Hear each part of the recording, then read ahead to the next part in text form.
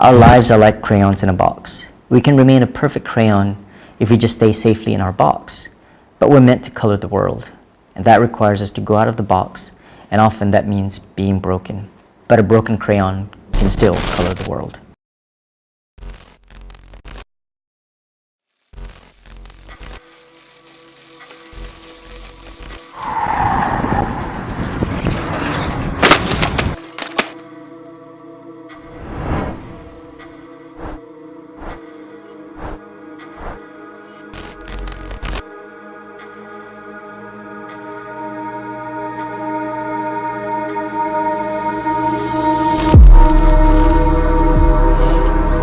I have to admit, in the first couple of days lying in bed in the hospital, those were some really dark, depressive moments.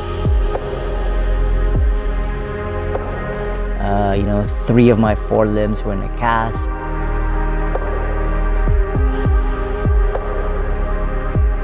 Couldn't even scratch my nose, feeling really pitiful for myself. Wondering, whether I'll ever get physically better, whether I'll ever get mentally better, and not knowing how things were. We were still waiting for a lot of the CT scans and MRIs from the brain injuries. So that was pretty dark. So on Sundays we run out of lake gardens.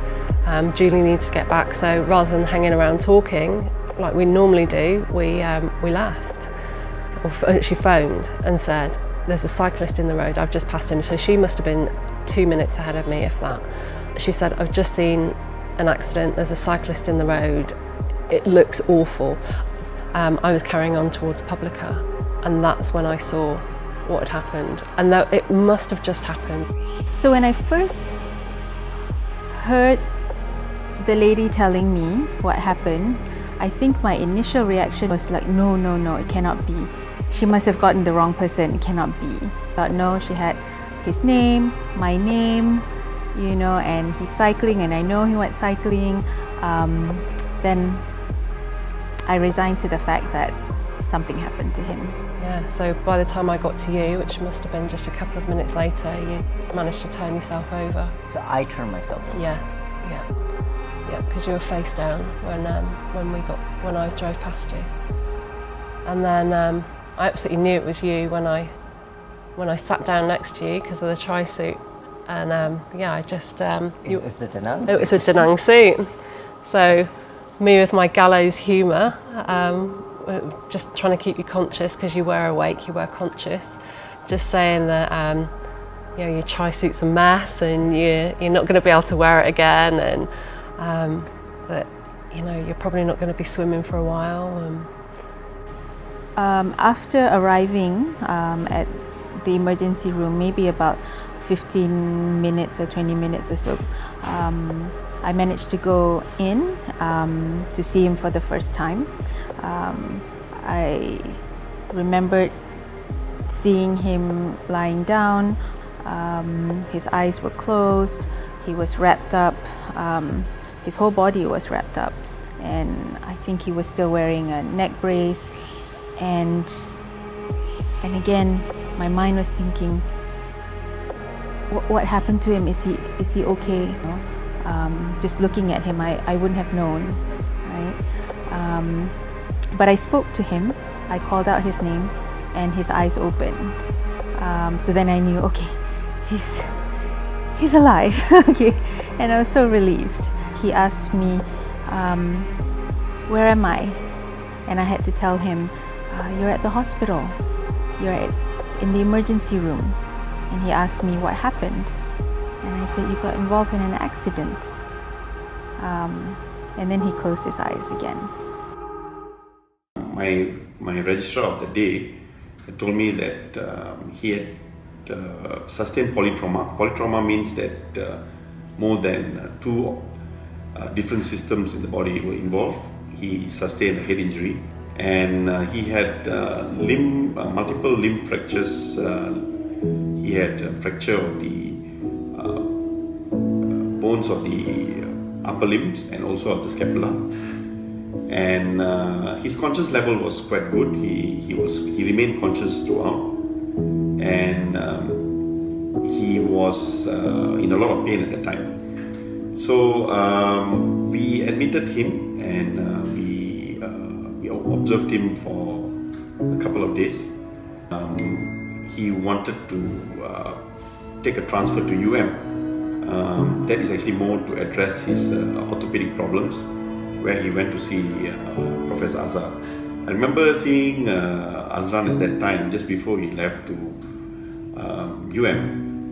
He was full of spirits, and he was even talking about the next marathon or triathlon or something like that he was saying. And he asked me, do you think I'll be able to do this in the next 2-3 months?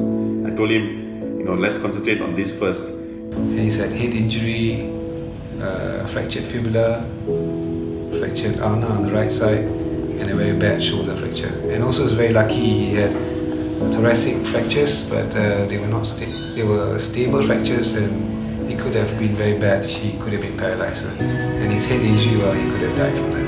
But the shoulder wise, he's very lucky because it didn't involve the joint, so it involves the scapula. But the joint is intact, and even though on the CT it looks like a whole bag of bones. What sort of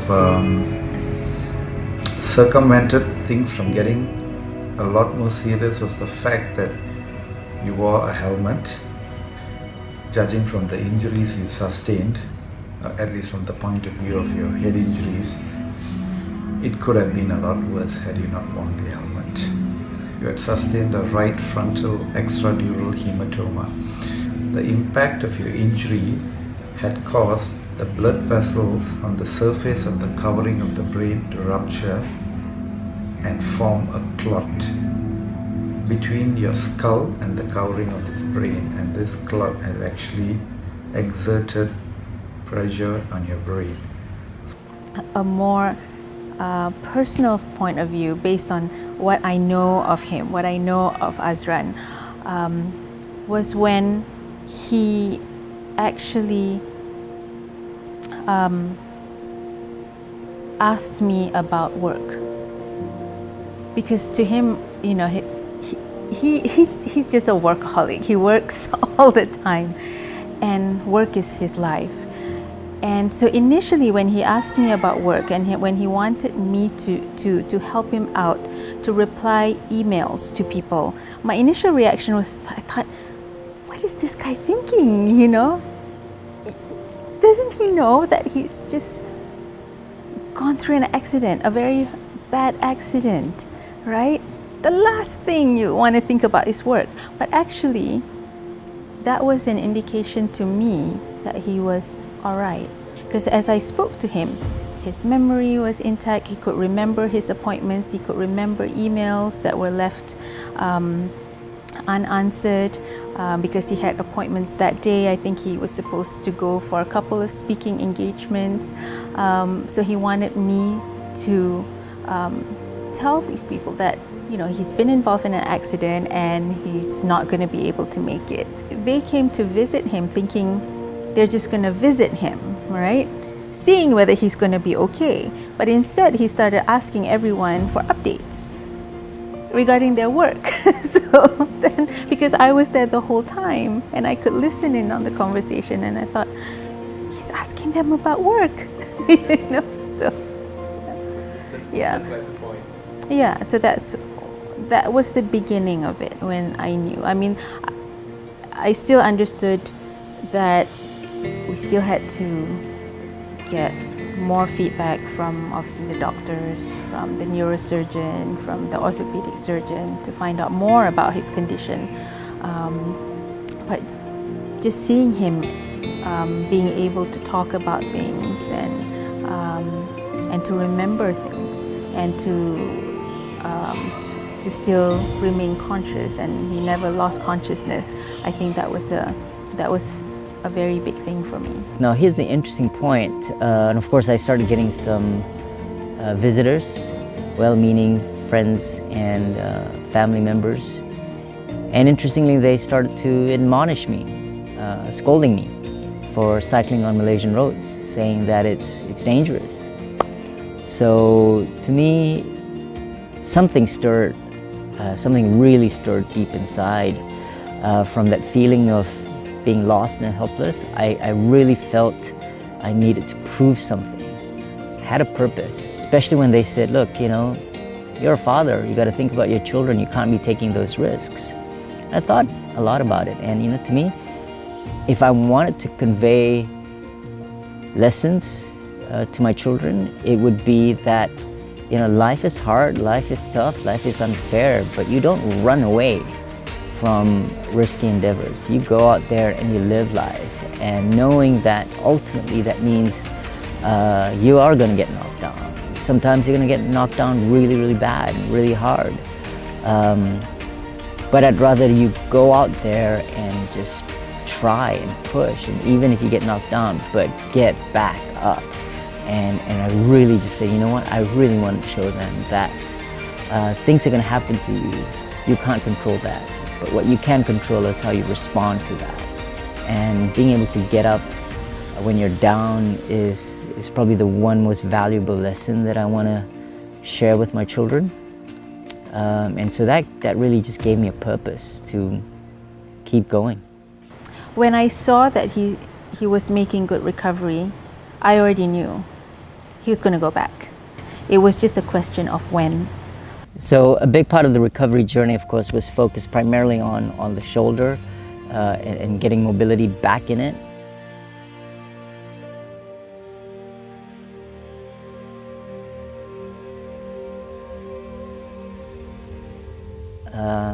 I, of course, started to get back on my bicycle trainer, indoor cycling, even when the hand was immobile, just to start to build a very basic layer of cardiovascular fitness. When I first started, getting to even 15 minutes at barely 100, 120 watts was really tough, you know, and it's painful to accept mentally. But it was a starting point, and I just used that as a relative reference and saying, okay, you know, this week I can only get 15 minutes or so, next week I'm going to try to get 20. Fall down, get back up, keep going.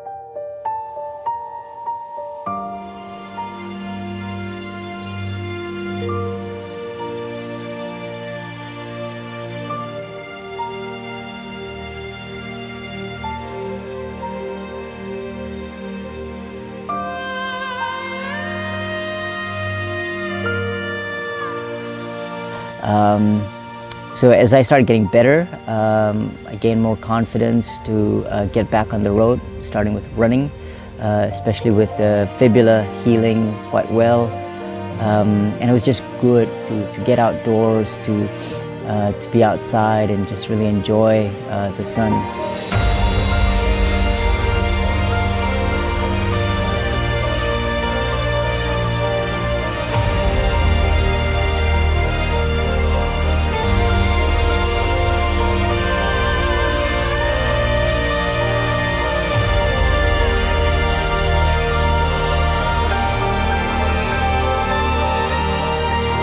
But here I am outdoor in Lake Gardens at the Prudential Run to MDRT.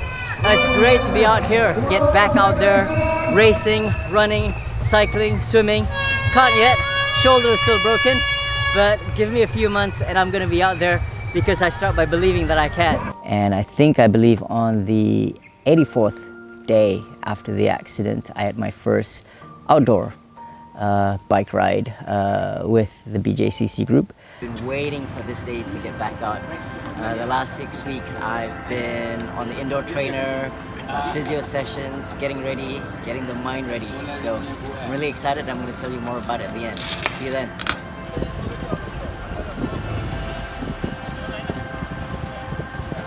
Welcome back, Azran, and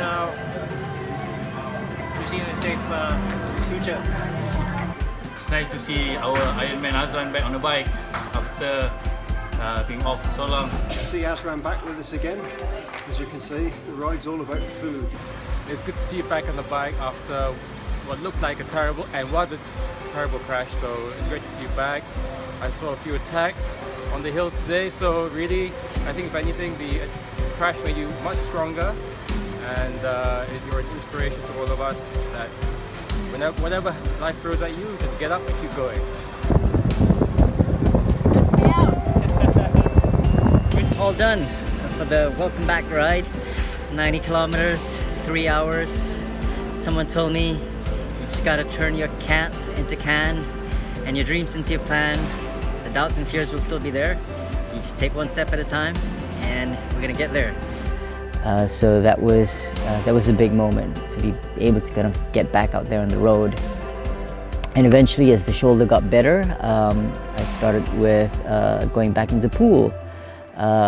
Going and rejoining my swimming group in PJ to just sort of get back at it. Swimming is something where you just got to put in the time and the frequency and the consistency. Frustrating as it is that you're a lot slower than before, but just gotta put in what's due. I was also fortunate over the last few weeks to have had several opportunities to do some open water swimming sessions in the sea. That's important to just kind of give me that confidence about swimming in open water. So I think all in, put in the work. So I get a lot of questions about what my thoughts are about the guy who knocked me. Number one, I'm very sure he didn't do it intentionally. It was really nice of him to come to the hospital on the first day, on the second day, and keeping in touch. And I really felt it's important that I don't try to speculate on what were the reasons, what were the causes, and trying to somehow reconstruct what happened, but rather just kind of saving all the mental energy on rebuilding and recovery, because it's a choice we make in terms of where we want to allocate that mental energy. And anger and fear can be emotions that are really energy sapping, right? And so we allow those emotions to take over, it's going to affect the recovery process. So I wish him well. He's a student, so he still has his whole life ahead of him, and I want to make sure that he feels that he can, carry on and not be held back by this. Don't hold a single grudge or anything. I 100% believe that it's my choice on how I want to react, and I just want to put 100% of my effort on, my own recovery. So, only the best wishes for him. What do you think of me going back to racing? Ah, you're nuts. No, you're a triathlete, man. It's what we do.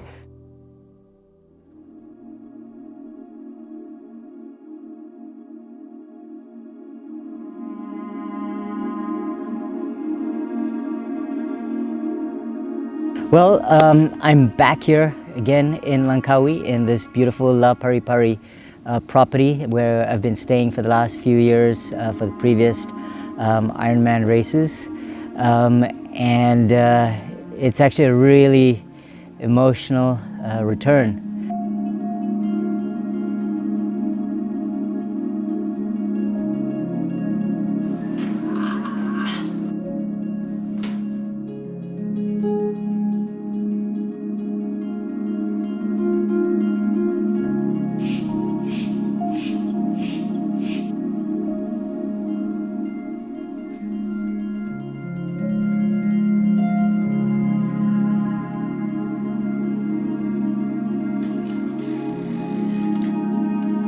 I think it's important for me to have as much familiarity with the race and the course and this hotel that I'm staying, the routines, to really bring home that this is something that's in me, it's within me. I'm capable of doing it, and so I'm really looking forward to it. We're just a few weeks shy of 6 months since the accident, and it's been a very difficult but energizing journey. To be able to get under 6 hours for the 70.3 race would be a really awesome achievement.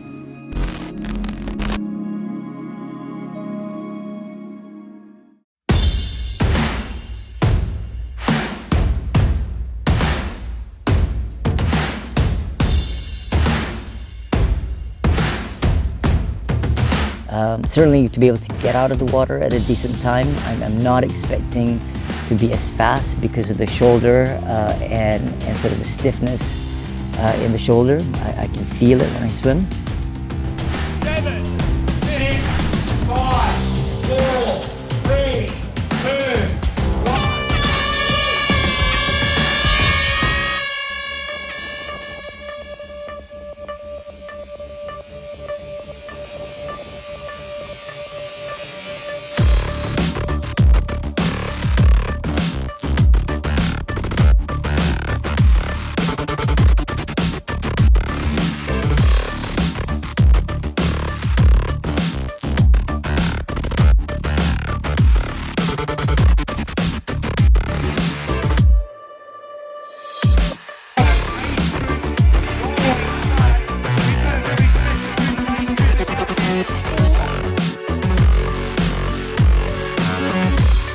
I think a lot of it is going to come down to my performance on the bike.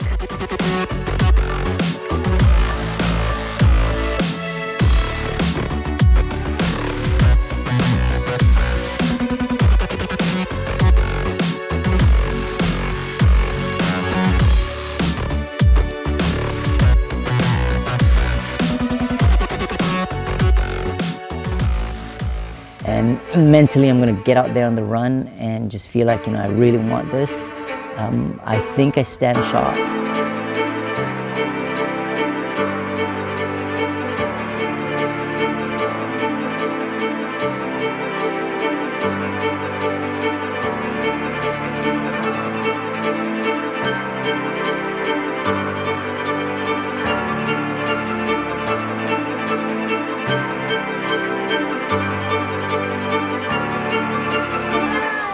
Azran Osman-Rani from Malaysia.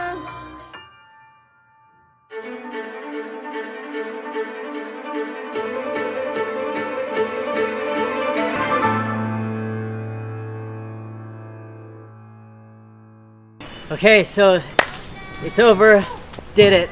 Less than 6 months from that May 27 incident.